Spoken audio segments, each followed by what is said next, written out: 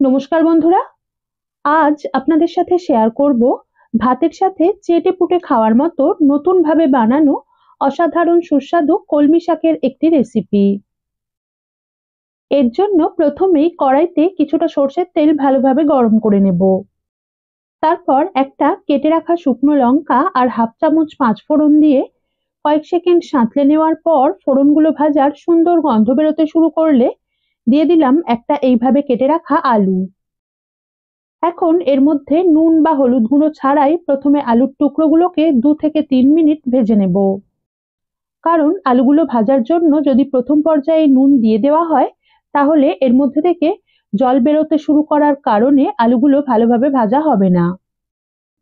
তারপর অল্প নুন আর এইভাবে কেটে রাখা 100 গ্রাম মতো কুমড়ো মিশিয়ে একটু নেড়েই একটা পেঁয়াজ কুচি দিয়ে আরো কিছুক্ষণ, অর্থাৎ পেঁয়াজের টুকরোগুলো হালকা লাল হয়ে আলু ও কুমড়োর টুকরোগুলো আরো একটু ভাজা ভাজা ও নরম হয়ে আসা পর্যন্ত ভেজে নেব।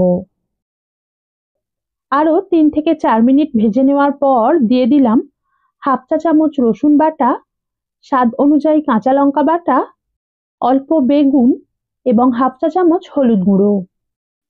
এই রেসিপিতে কাঁচা লঙ্কা বাটার পরিবর্তে আপনারা লঙ্কা গুঁড়োও ব্যবহার করতে পারেন। এখন গ্যাসের ফ্লেম একদম কমিয়ে লোতে রেখে মিনিট দুয়েক ভেজে নেব, যাতে রসুনের কাঁচা গন্ধটা চলে যাওয়ার সাথে সাথে বেগুনের টুকরোগুলো একটু ভাজা ভাজা হয়ে আসে। এবার দিয়ে দিলাম কুচিয়ে রাখা হাফ বা আধ আঁটি কলমি শাক এবং 1.5 টেবিল চামচ 30 মিনিট আগে ভালোভাবে ধুয়ে পরিমাণ মতো জলে ভিজিয়ে নরম করে জল ঝরিয়ে রাখা মুসুর ডাল। এখন সব উপকরণ ভালোভাবে মিশিয়ে নিয়ে কিছুক্ষণ নাড়ার পর শাক থেকে একটু জল বেরোতে শুরু করলেই এটাকে ঢাকনা দিয়ে গ্যাস একদম কমিয়ে রাখা অবস্থাতেই যতক্ষণ না শাক ও সবজি সিদ্ধ হয়ে আসছে ততক্ষণ পর্যন্ত রান্না হতে দেব। তবে মাঝে দু একবার ঢাকনাটা খুলে এটাকে নেড়ে দিতে হবে। আর এই পর্যায়ে নাড়তে নাড়তে যদি দেখেন যে শাকের জলীয় ভাব বা ময়েশ্চারটা পুরো শুকিয়ে গেছে অথচ শাক সবজি ও ডাল ভালোভাবে সিদ্ধ হয়নি, সেক্ষেত্রে অল্প একটু জলের ছিটে দিয়ে আবারও রান্নাটা করে নিতে হবে।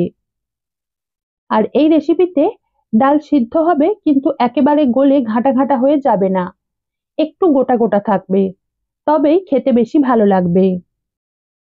শাক দিয়ে প্রায় 6 মিনিট মতো গ্যাস কমিয়ে রান্না করার পর এখন দেখে নিলাম যে শাক সবজি ও ডাল সিদ্ধ হয়ে এসেছে।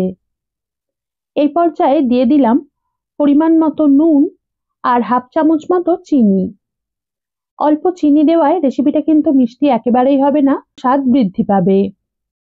এখন 1 চামচ কাসুন্দি মিশিয়ে এটাকে ঢাকনা দিয়ে আরো মিনিট দুয়েক রান্না করে নেব।